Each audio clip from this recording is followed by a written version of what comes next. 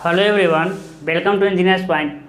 आज हम हाइड्रोलिक्स का सेकेंड चैप्टर शुरू करेंगे, प्रॉपर्टीज ऑफ फ्लूइड, है ना, यानी तरलों के गुण।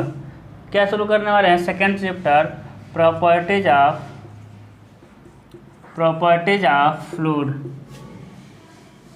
यानी तरलों का गुणधर्म या कह लीजिए या फिर कहिए गुण कहिए, ठीक है। पिछले लेक्चर में हम बताए थे, इंट्रोडक्शन हम पढ़ाए थे। इंट्रोडक्शन में आसान टॉपिक था, कुछ टॉपिक को हम बाद में पढ़ाएंगे। आज से आपकी क्लासें रेगुलर आने वाली हैं, हर एक टॉपिक को कोई भी टॉपिक स्किप नहीं किया जाएगा। सबसे पहले हम पढ़ेंगे डेंसिटी क्या होता है। सबसे पहले प्रॉपर्टीज में हम पढ़ेंगे डेंसिटी या फिर मास डेंसिटी, ठीक है। अब देखिए, डेंसिटी और मास डेंसिटी पढ़ने से पहले हम समझते हैं फ्लूइड। तो फ्लूइड तो सबको पता है, फ्लूइड किसे कहते हैं भाई? वैसे मटेरियल, वैसे पदार्थ जिसमें बहने का गुण हो तथा जिसको किसी बर्तन में रखते हैं तो वो उसी का शेप ले लेता है, उसे हम क्या कहते हैं? फ्लूइड कहते हैं। सिंपल सा, जैसे कि लिक्विड और गैस एंड वेपर, ये सारे क्या होते हैं? आपके फ्लूइड होते हैं। प्रॉपर्टीज मतलब क्या होता है? प्रॉपर्टीज एक ऐसी न्यूमेरिकल वैल्यू होती है जो हमेशा क्या रहती है? कांस्टेंट होती है किसी एक मटेरियल के लिए। जैसे पानी के लिए, पानी इतने डिग्री सेल्सियस पे उबल जाएगा, इतने डिग्री सेल्सियस पे वो क्या हो जाएगा आपका, मतलब ठोस बन जाएगा, यानी बर्फ बन जाएगा। उसकी श्यानता इतनी है, पानी का घनत्व तो इतना है, पानी का मास इतना है, इसकी वॉल्यूम, यानी जो भी डाटा रहेगा वो पानी कहीं रहे, वो पानी यहाँ हो, वो पानी 100 किलोमीटर दूर हो, उसका गुण धर्म वही रहने वाला है। यानी समय के साथ बदलता नहीं है, जगह के साथ भी नहीं बदलता है। यानी जो क्या है आपका कांस्टेंट है। गुणधर्म मतलब क्या है कि छोटा सा ले लें, इतना पानी ले लें, उसका भी वही गुण होगा। बहुत ज़्यादा पानी ले लें, उसका भी वही गुण होगा। वो पानी यहाँ हो, वही गुण होगा। यहाँ से 1000 किलोमीटर दूरी पर हो, वही गुण हो, है ना। यानी समय के साथ नहीं बदलता। प्रॉपर्टीज यानी उसे ही कहते हैं हम गुणधर्म। समय के साथ, जगह के साथ न बदले, थोड़ा सा हो, अधिक हो, उसका गुणधर्म एक ही हो।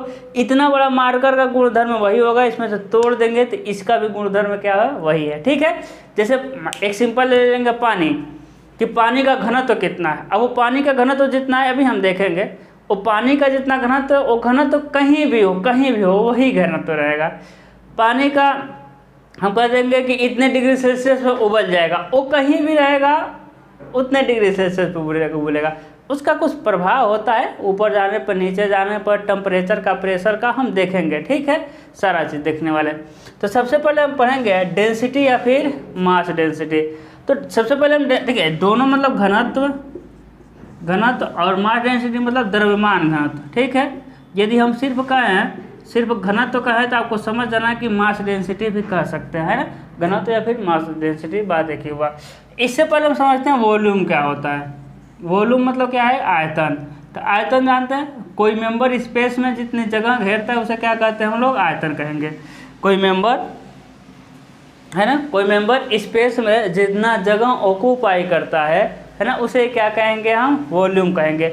इसके आधार पर हम देखेंगे घनत्व क्या होता है, कि कोई वॉल्यूम है, एक क्या है आपका? वॉल्यूम है। इस वॉल्यूम में नंबर ऑफ कणों की संख्या ही क्या कहलाता है?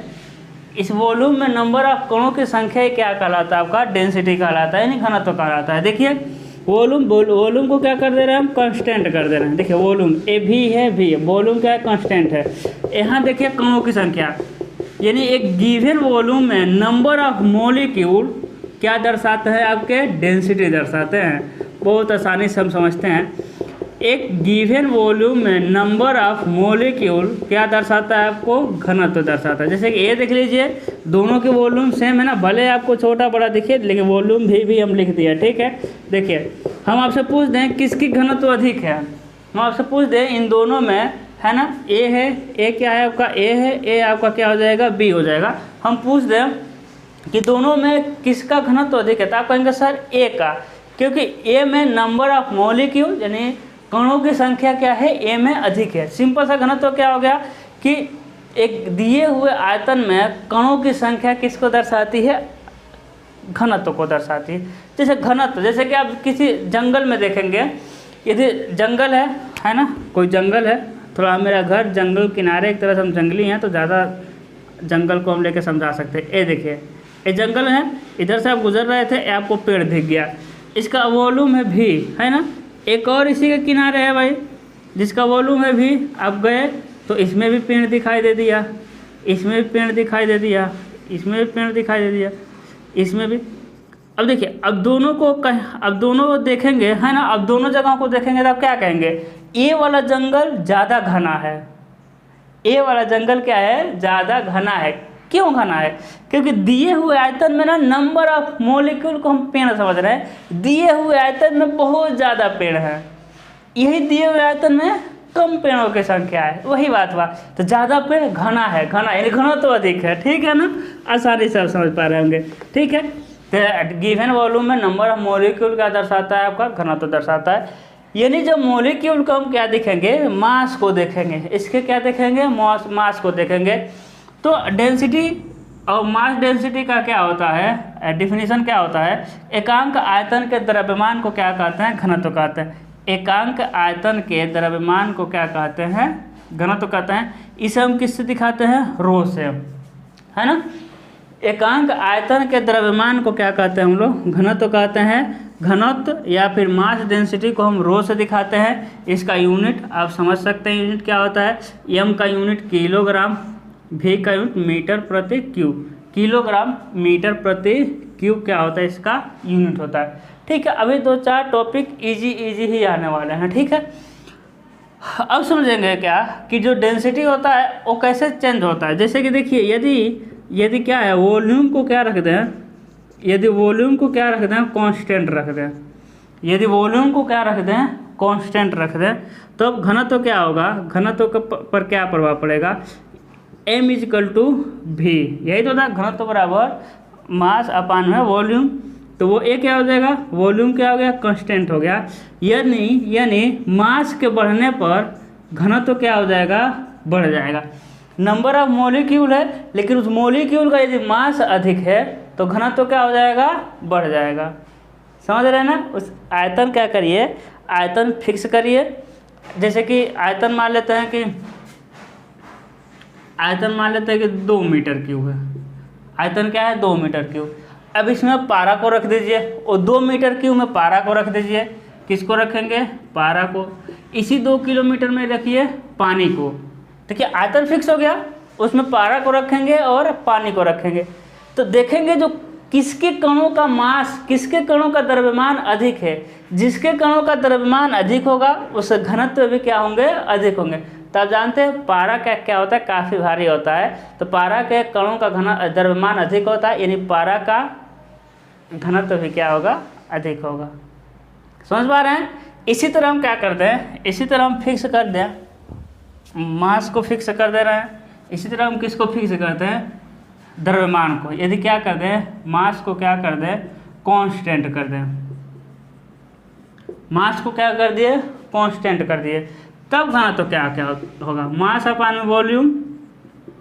एक क्या आपका कांस्टेंट है। इसका मतलब क्या हो गया कि जब वॉल्यूम बढ़ेगा ना, जब वॉल्यूम बढ़ेगा तो डेंसिटी क्या हो जाएगा, आपका घट जाएगा। जब वॉल्यूम बढ़ेगा, देखिए मास बढ़ेगा तो डेंसिटी बढ़ेगा, मास घट, यहाँ लिख सकते हैं इसके आगे कि मास है ना, कणों का द्रव्यमान कम होगा तो घनत्व भी क्या हो जाएगा, उसका कम हो जाएगा।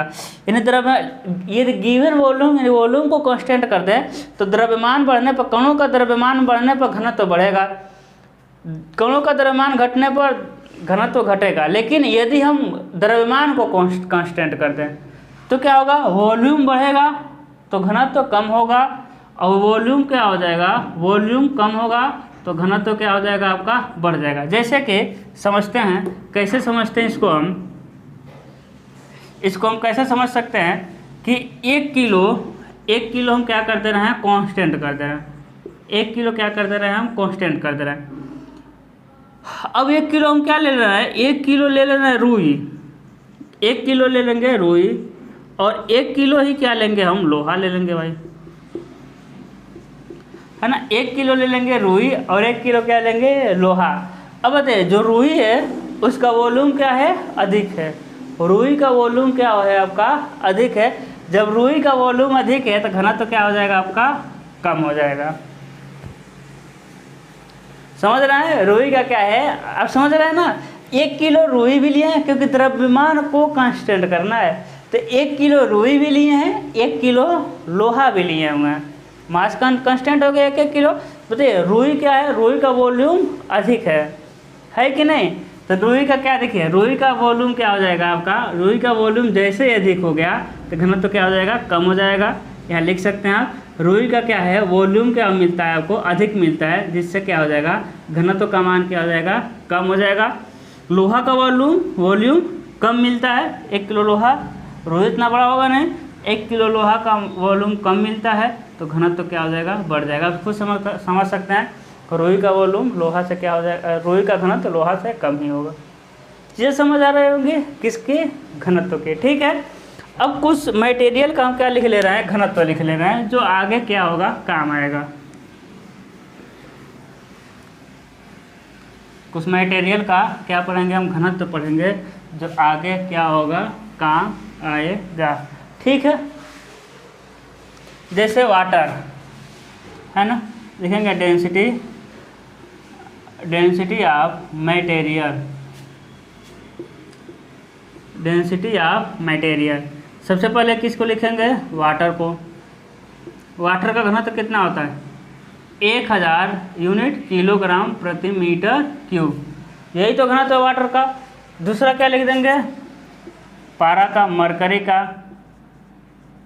मरकरी यानी पारा का घनत्व कितना होता है, 13,560 किलोग्राम प्रति मीटर क्यूब। इसको कभी कभी 13,600 भी लिख सकते हैं। ठीक है ना। अब वाटर का करेक्ट 1000 नहीं होता है, ठीक है, लेकिन राउंड ऑफ में उतना ले लेते हैं कि 1000, क्योंकि उसी के एकदम करीब ही है। तो 13,560 को कभी 13,600 लिख देगा, वो खुद लिख देगा, क्वेश्चन देगा तो कभी 13,500 लिख सकता है, ऐसा कोई दिक्कत नहीं। ठीक है। तीसरा क्या हम लेना है, स्टील का घनत्व। स्टील मतलब क्या होता है भाई मेरे लाल, इस्पात। तो इस्पात का घनत्व कितना होता है, 7850 किलोग्राम प्रति मीटर क्यूब। क्या मिल जाएगा आपका, स्टील का घनत्व। इसके बाद आ जाएगा क्या, इसके बाद आ जाएगा एयर का, एयर और हवा का कितना हो जाएगा, 1.21 किलोग्राम प्रति मीटर क्यूब। ठीक है, हम सिविल इंजीनियर हैं, है ना, तो आरसीसी का भी लिख दे रहे हैं, कितना होता है आपका, 2500 किलोग्राम प्रति मीटर क्यूब। किसका हो जाएगा आपका, आरसीसी का, रीइंफोर्समेंट सीमेंट कंक्रीट का। ठीक है, तो इतने से काम चल जाएगा। ठीक है, इतने से काम चलेगा। एक क्या हो जाएंगे, घनत्व हो जाएंगे, इसको याद रखना पड़ेगा। ठीक है, सबका यूनिट क्या है, किलोग्राम प्रति मीटर क्यूब, है ना। चलिए आगे बढ़ते हैं।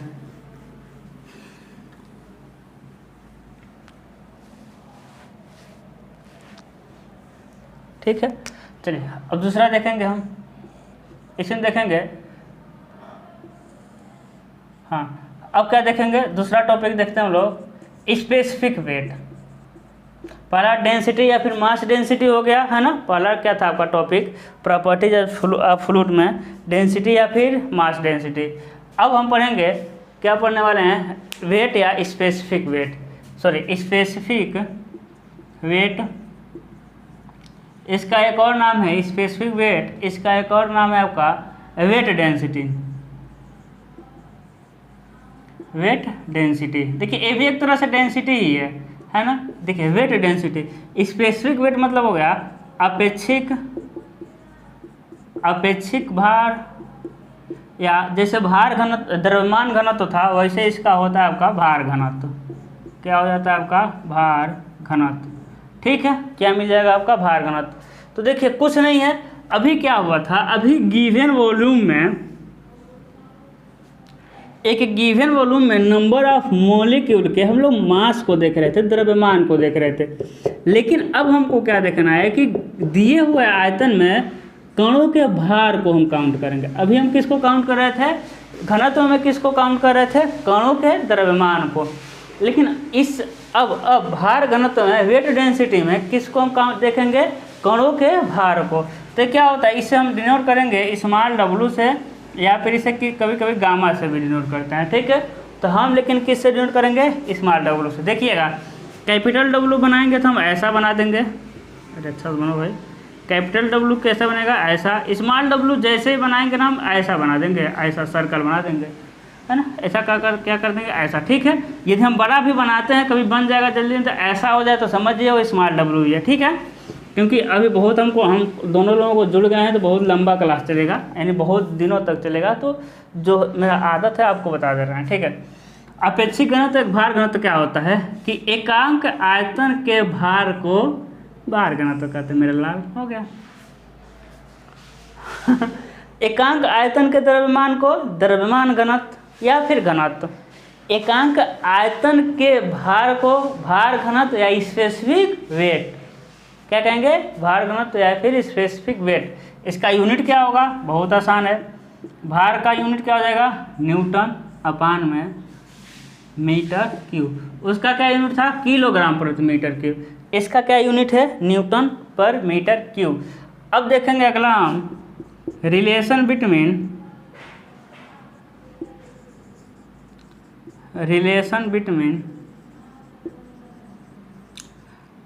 Density, relation between density and weight density, relation between density and weight density, है ना। तो हम जानते हैं, क्या जानते हैं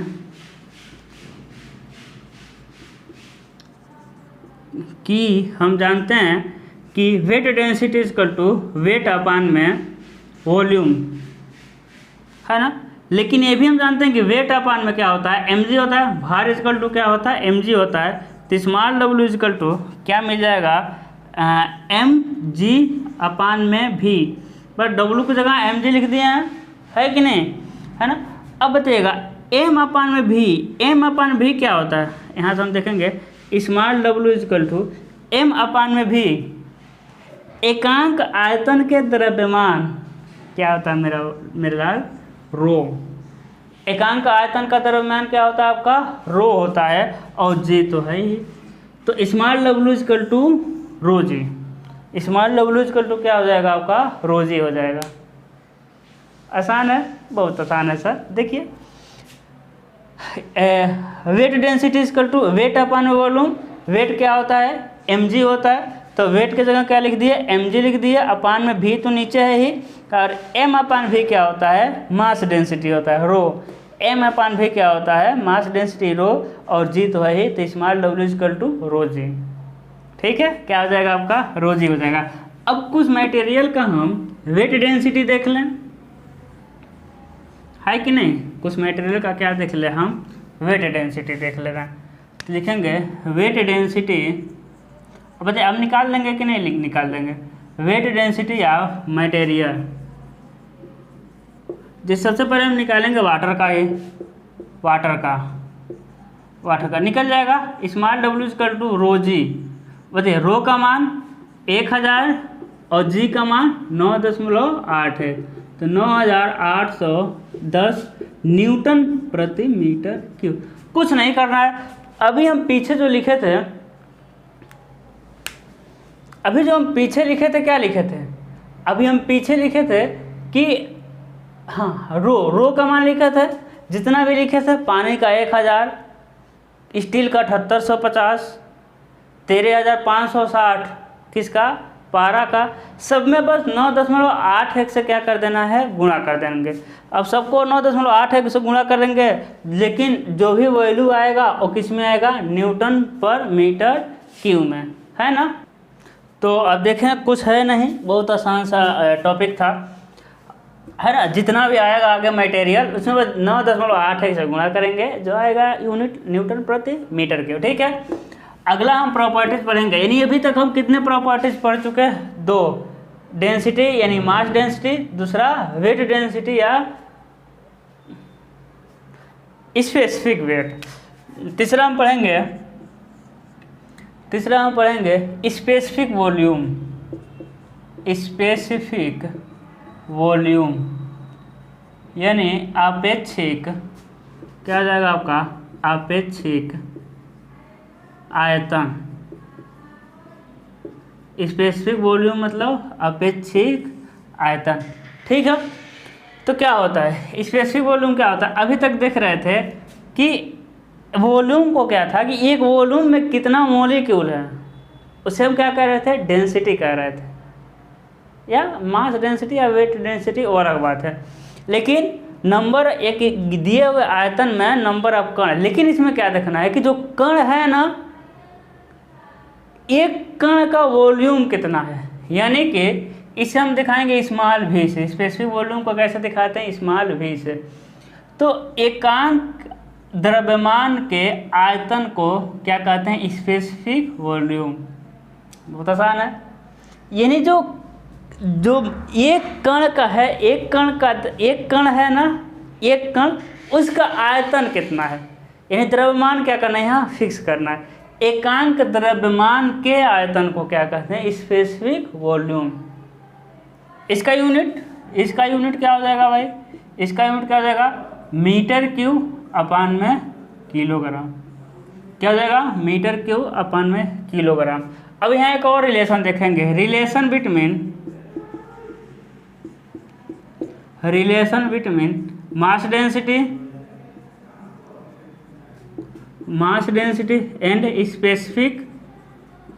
specific volume. Mass density and specific volume. तो हम जानते हैं, हम क्या जानते हैं कि स्मॉल v यानी specific volume equal to volume upon में मास, ये क्या हो जाएगा, फर्स्ट। लेकिन हम ये भी जानते हैं, हम एक बात और जानते हैं कि डेंसिटी इक्वल टू क्या होता है, मास अपान में वॉल्यूम। होता है कि नहीं होता है, दोनों होता है, दोनों जस्ट ऊपर पढ़े हैं। तो लिख देंगे फॉर इन इक्वेशन 1 और सेकेंड से, यानी 1 और 2 से क्या हो जाएगा, देख लेते हैं भाई, है ना। तो लिख सकते हैं हम लोग, क्या लिख सकते हैं, रो, किसी एक को लिख सकते हैं, रो इजकल टू 1 अपान में स्मॉल v। अच्छा लिख सकते हैं, यानी कि डेंसिटी इजकल टू 1 अपान में स्पेसिफिक वेट। बहुत आसानी से लिख सकते हैं बिना किसी झिझक का। या फिर इसको लिख सकते हैं v अपान में 1 अपान में रो, v इजकल टू 1 अपान में रो, यानी स्पेसिफिक वेट इजकल टू 1 अपान में डेंसिटी। किसी को भी लिख सकते हैं, आप समझ सकते हैं, कोई नहीं फर्क पड़ने वाला। या फिर एक और लिख सकते हैं, एक और क्या लिख सकते हैं, यहाँ देखिए, यहाँ कि rho into small v equal to क्या हो जाएगा, 1, है कि नहीं। रो और यानी डेंसिटी और स्पेसिफिक वॉल्यूम का प्रोडक्ट का गुणनफल क्या होता है, 1 होता है। तो यहाँ लिख सकते हैं, बहुत आसानी से लिख सकते हैं, क्या लिख सकते हैं कि डेंसिटी या mass density is into specific volume equal to 1 हो जाएगा।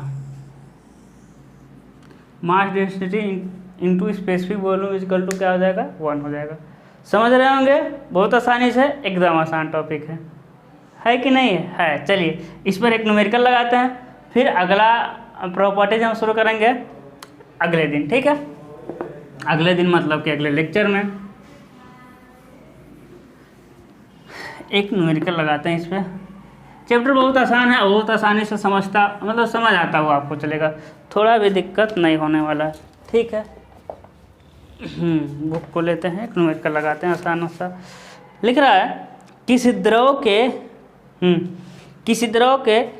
1000 मीटर क्यूब का द्रव्यमान 50,000 है। द्रव का घनत्व, अपेक्षिक घनत्व तथा अपेक्षिक आयतन ज्ञात करिए।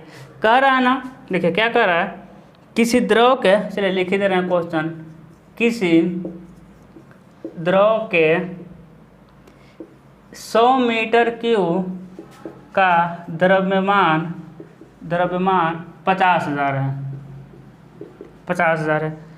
तो घनत्व स्पेसिफिक घनत्व है ना, स्पेसिफिक घनत्व और स्पेसिफिक आयतन ज्ञात करिए। यह तीनों कह रहा है ज्ञात करना है। ठीक है, अब देखिएगा सबसे पहले हम क्या ज्ञात करेंगे, घनत्व को। तो डेंसिटी ज्ञात करते हैं भाई, डेंसिटी यानी रो इजकल टू मास अपान में वॉल्यूम। पहले गिवन डाटा को नोट करते हैं। मास दिया हुआ है, द्रव्यमान दिया हुआ है, यानी m का मान दिया हुआ है 50,000 किलो, है ना। उसका वॉल्यूम भी दिया हुआ है, वॉल्यूम दिया हुआ है 100 मीटर क्यूब दे दिया।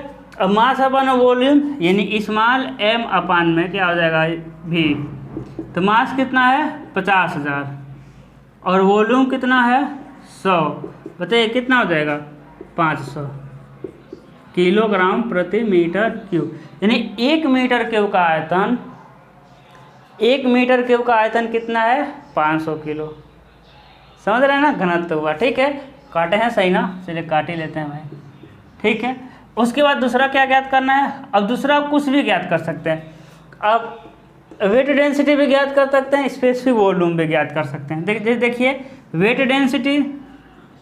Wait density in small W equal to क्या हो जाएगा रोजी, यही तो होता है, पढ़े हैं अभी पीछे ही पढ़े हैं। रो का मान कितना है बताइए 500, जी का मान 9.81 ज्ञात कर लेंगे, यहाँ से ज्ञात कर लेंगे। कैलकुलेटर, चलिए कैलकुलेट ही करते रहे, है ना। हम लोग का आदत हो गया है कैलकुलेटर चलाते चलाते, हम लोग मतलब कि ऐसे तो हम लोग को कैलकुलेट करने का मन ही नहीं करता है भाई, सच बताएं तो कैलकुलेटर का इतना आदत हो गया है।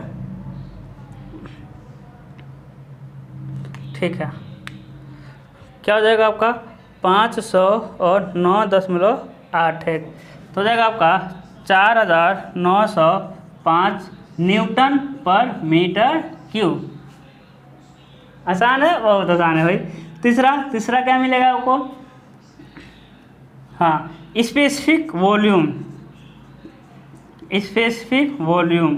तो भी स्मॉल भी क्या होता है 1 अपान में रो होता है कि नहीं, 1 अपान में रो होता है। तो 1 और रो का मान कितना है भाई, रो का मान आया है आपका 500, है ना। तो देख लेते हैं, 1 में भाग दे दीजिए 500 से, तो 0.002 है ना। और इसका आयतन क्या, इसका यूनिट क्या होता है भाई, स्पेसिफिक वॉल्यूम का आयतन क्या होता है कि एकांक द्रव्यमान के आयतन का, यानी 1 किलो का आयतन कितना है 0.002। वही हम कहे थे कि अब क्या करना है, मास को देखना है कि एकांक द्रव्यमान के में कितना आयतन हो रहा है। अब एकांक द्रव्यमान में कितना आयतन हुआ है यहाँ 0.02 मीटर। ठीक है, तो आई होप आज का टॉपिक समझ आया होगा और आया ही होगा। बहुत लेंदी टॉपिक नहीं, क्योंकि अभी सब्जेक्ट का शुरुआत हो रहा है। अभी क्या हमका तो पूरे हाइड्रोलिक्स में कोई ऐसा टॉपिक ना हो कि आपको समझ ना आए, है ना। अभी शुरुआत है और हमको मोटिवेशन कहाँ मिलता है, बस आपसे मिलता है। थोड़ा वीडियो को शेयर करिए, ज़्यादा लोगों तक पहुँचाइए, क्योंकि व्यू आता है तो ऐसा नहीं है व्यू नहीं आएगा तो हमको तो पढ़ाना है, क्योंकि हम शुरू कर दिए तो पढ़ाएंगे। लेकिन थोड़ा ज़्यादा व्यू आता है, अच्छा कमेंट आता है, लाइक आता है, तो अंदर से होता है कि और एनर्जी के साथ निकलता है कोई भी कंसेप्ट को। ठीक है, तो आई होप आप समझते होंगे। वीडियो को ज़्यादा लोगों तक शेयर करिए, क्योंकि हम ज़्यादा शेयर लाइक सब्सक्राइब के लिए कहते नहीं, हम फालतू बातें ही कहते हैं। आते हैं हेलो एवरीवन से शुरू करते हैं और ऑल द बेस्ट से ख़त्म करते हैं। ठीक है, तो आज के लिए बस इतना ही, पढ़ते रहिए, गुड लक।